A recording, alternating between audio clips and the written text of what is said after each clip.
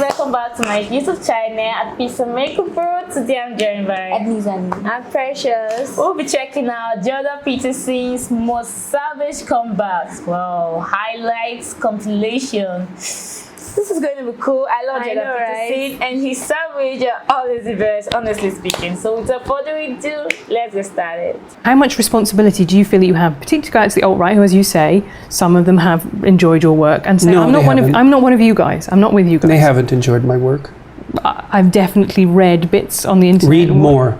Do you think a trans woman is a real woman?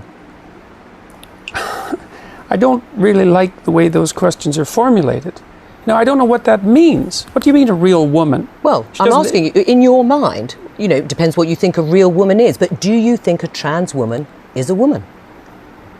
No. Why not? Because I think that women are capable, generally speaking, of having babies, and they have female genitalia, and they have an XX chromosome, and I think the biological markers are relevant. I'm interested in people being able to have different choices and having equality of outcome. Aha, well, so the overwhelming proportion of people who are in prisons are male. Now, do you want to equalize that, just out of curiosity? What about bricklayers? They're 99% male. And we've got about 3/4 of the population now in universities in the humanities and social sciences are female. Yeah. Are we going to equalize that? And men work longer hours. They work more dangerous jobs. They're more likely to move. They're more likely to work outside.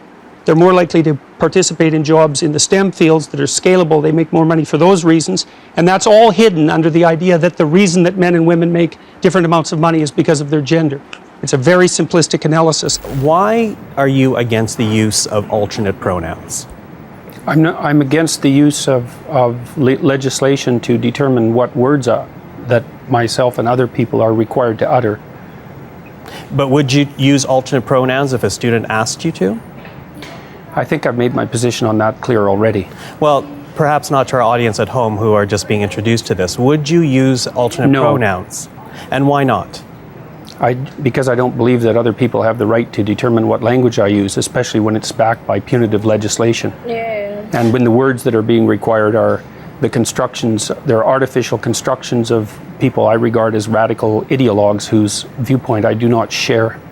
Until women got full legal rights, they could own property for themselves, they could work. Essentially, they were owned. They were first owned by their fathers and then by their husbands. Status to the domination by men. Yeah. You already said that you thought that what emancipated women primarily in the 20th century was technological revolution. No, not primarily, but that's one of two. I think that's two things. Not primarily, eh? No, I don't think the pill was a primary force in the emancipation of women. I think or the invention of tampons, let's say, or the provision of proper sanitary facilities, toilets, and that sort of thing.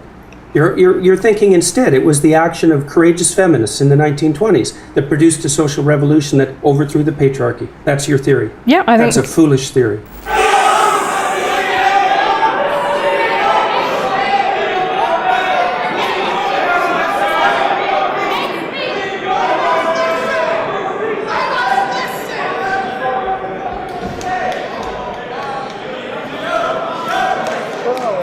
That's pure narcissism at work, by the way.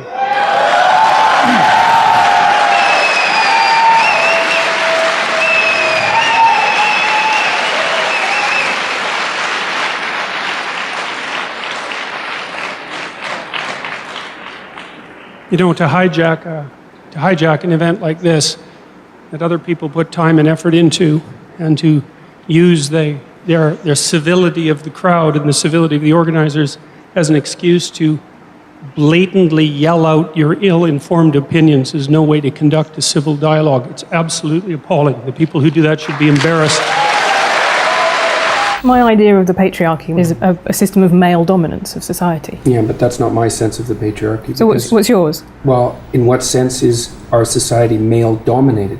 The fact that the vast majority of wealth is owned by men, the vast majority of capital is owned by men. Women do more unpaid labour. A very tiny proportion of men, and a huge proportion of people who are seriously disaffected are men. Most people in prison are men. Most people who are on the street are men. Most victims of violent crime are men. Most people who commit suicide are men. Yeah. Most people who die in wars are men. People who do worse in school are men. It's like, where's the dominance here precisely? what you're doing is you're taking a tiny substrata of hyper-successful men and using that to represent the entire structure of Western society. There's nothing about that that's vaguely appropriate.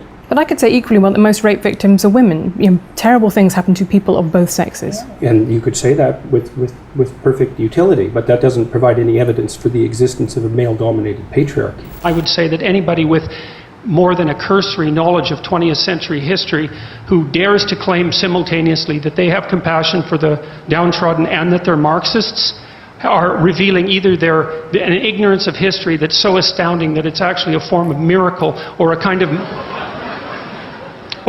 malevolence that's so reprehensible that it's almost unspeakable. Because we already ran the equity experiment over the course of the 20th century, and we already know what the Marxist doctrines have done for oppressed people all around the world, and the answer to that mostly was imprison them, enslave them, work them to death, or execute them. And as far as I can tell, that's not precisely commensurate with any message of compassion. Sorry, tried that, didn't work. We got 100 million corpses to prove it, and that's plenty for me. And if it's not enough for you, well then you should do some serious thinking either about your historical knowledge or about your moral character.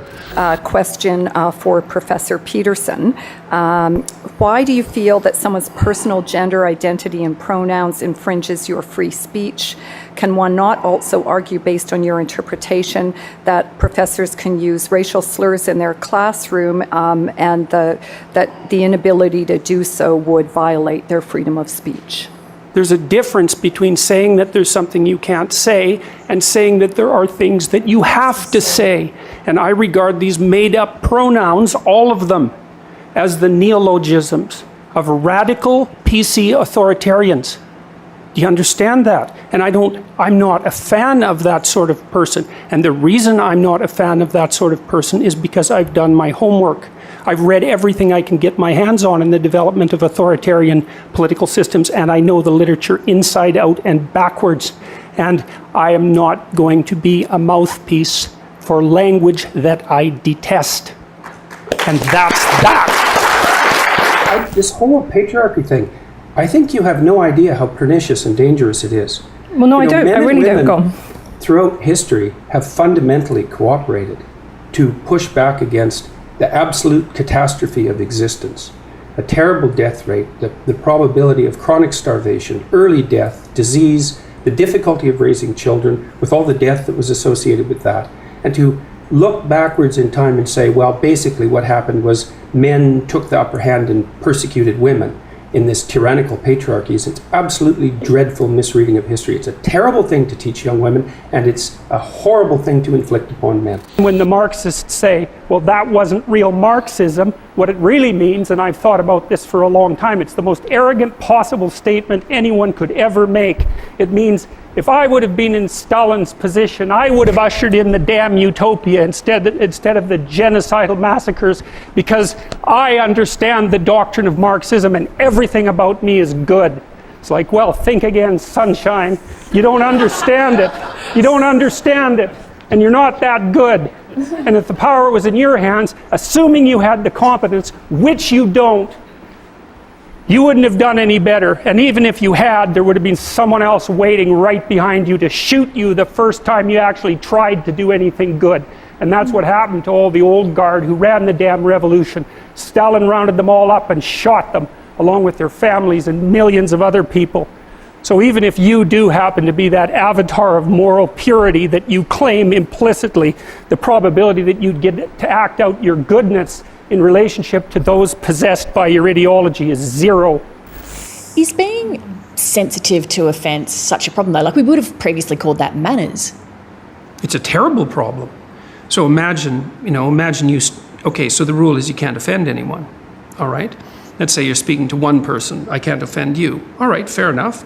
What if I'm speaking to 10 people? Do I get to offend 1 in 10? How about 1 in 100? How about 1 in 1,000? You're going to come out on stage and you're going to say something important about something vital, and you're not going to offend 1 person in 1,000? Well, you can't say anything about anything important ever without offending probably the person you're talking to. Important speech about important issues, especially contentious issues, is instantly offensive.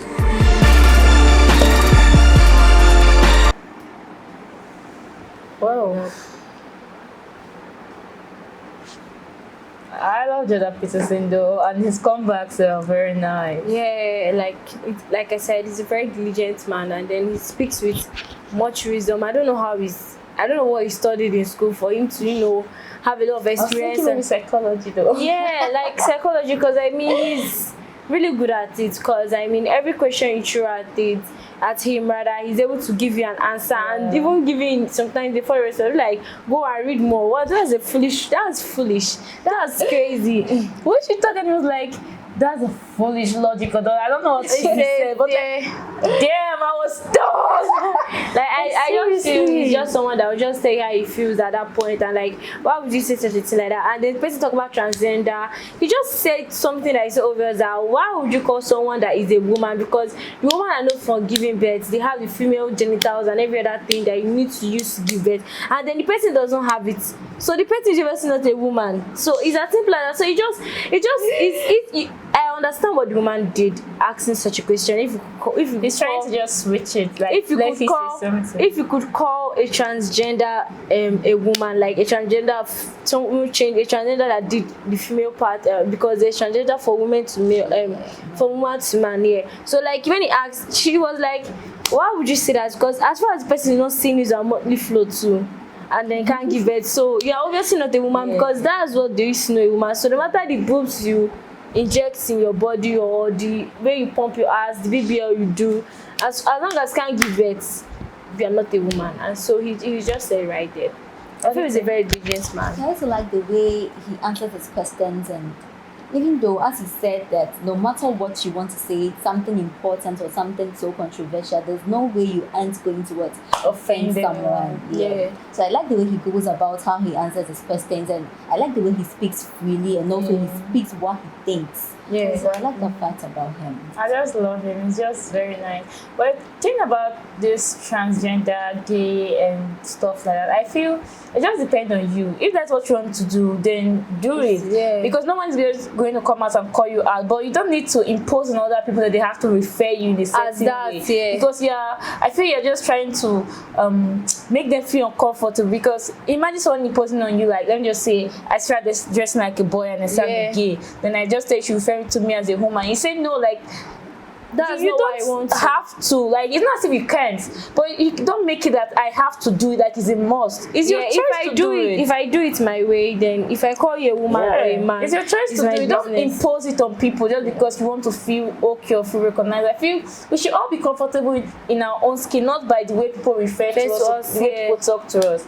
But this was nice though. I love Jordan Peterson. I enjoyed this video, and I would love to see more, guys. So please do let us know what you think about our reaction in the comment section. Even see more of us. Don't make sure to like, subscribe, and share our videos. We'll see you in the next one. Bye.